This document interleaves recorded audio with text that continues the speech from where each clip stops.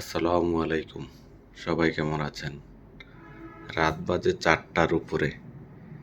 আসলে ঘুম আসতেছে না। তার জন্য একটা ভিডিও করার চেষ্টা করলাম। কেন ঘুম আসতেছে না সেটাও বুঝতে পারতেছি না। হয়তোবা অতিরিক্ত কোনো টেনশন অথবা শরীরে কোনো সমস্যা কিনা আমি জানি না।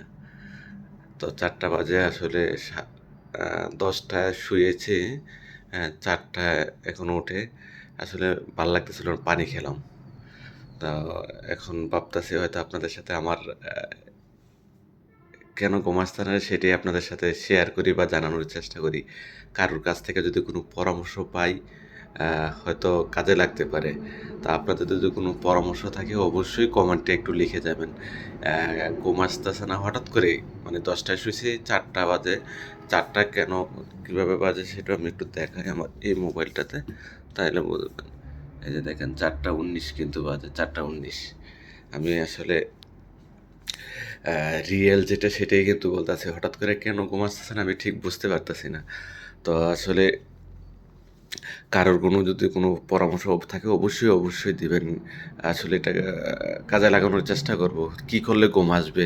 মানে বেশি টেনশন করলে বা টেনশন যাতে না করা হয় এরকম কোনো পরামর্শ থাকলে অবশ্যই দিবেন। আর এটা হচ্ছে আমার বেডরুম। আ আ বেডরুমে আমি আসলে আমার ফ্যামিলি এখন বাড়িতে আছে, গ্রামের বাড়িতে।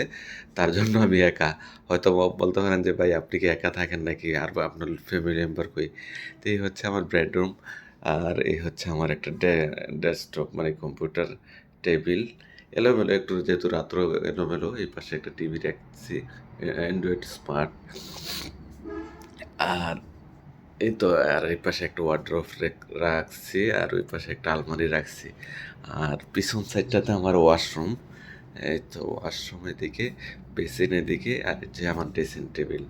একদম নরমাল ড্রেসিং টেবিল আরকি। তার উপরে আল্লাহ দিলে গরিবের একটা আছে আরকি। গরিবের একটা গরমের দিনের বন্ধু আছে। গরমের দিনের এটা হচ্ছে বন্ধু। যেহেতু আসলে নিচতলা বাসা, একটু আলো বাতাস কম, দরজা জানালা খুব কম। এইজন্য এটা একটা গরমের বন্ধু রেখেছি। আর উপরে কিন্তু একটা লাইট রেখেছি, যেটা আমার কাছে খুব ভালো লাগে। এই লাইটের কালারটা, লাইটের ডিজাইনটা ২৪-২৪ সাইজ। আর এই পাশে একটা ওয়াল মাউন্টেড একটা ফ্যান রেখেছি। ডেস্কটপে যখন কাজ করি ওই ফ্যানটা একটু দূরে, এটা একটু ডেস্কটপের নিচে থাকে, তার জন্য। তো এই হচ্ছে আরকি গরিবের একটা বেডরুম। নিজের মতো করে রেখেছি। যতটুকু পেরেছি আলহামদুলিল্লাহ আল্লাহর কাছে লাখ শুকরিয়া। আল্লাহ অনেক ভালো রেখেছেন, অনেক ভালো রেখেছেন। তো যে অবস্থায় আছি অবশ্যই আল্লাহর কাছে শুকরিয়া জানাবেন। আসলে আল্লাহ অ্যা যাহা দিয়েছে, যেইভাবে রেখেছে আলহামদুলিল্লাহ। আসলে আল্লাহর কাছে লাখো কোটি শুকরিয়া। আচ্ছা, যেটা বলছিলাম যে ঘুম আসতেছে না। হঠাৎ করে কেন জানি গত পরশুদিনও একই অবস্থা, সারারাত্র ঘুমাতে পারি নাই। তো আজকেও সেম। আসলে বুঝতেছি না অতিরিক্ত কোনো টেনশনের কারণে হচ্ছে কিনা, বা অন্য কোনো বুঝতেছি না, বা কি খেলে এটার কোনো খাওয়ার কোনো ঔষধ আছে কিনা, বা কারোর পরামর্শ আছে কিনা, বা কি করণীয়? কোনো যদি কমেন্টে দেখেন আমার গলার ভয়েসটা আপনারা বুঝতে পারতেছেন কিনা?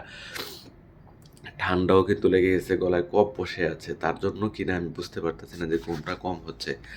তো যাই হোক, আসলে অ্যা সুস্থতা হচ্ছে আল্লাহর বড় নিয়ামত। আল্লাহ যেন আমাকে সুস্থতা দান করে। সবাই দোয়া করবেন। আমিও সবার জন্য দোয়া করি। আল্লাহ যেন সবাইকে ভালো রাখে, সুস্থ রাখে এবং কি নিরাপদে রাখে। আসলে ভাই, জন্ম মৃত্যু সবই আল্লাহর হাতে। আসলে আসার সিরিয়াল আছে, যাওয়ার কোনো সিরিয়াল নাই।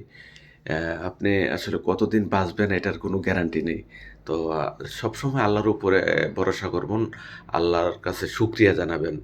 আসলে এই দুনিয়ায় যেন আমরা কিছু ভালো কাজ করে যেতে পারি। এই দুনিয়ার ভালো কাজটা যেন আমরা সাথে নিয়ে যেতে পারি। আমরা আসলে এই দুনিয়াটা তো অস্থায়ী। ক্ষণিকের জন্য, অল্প কিছুদিনের জন্য।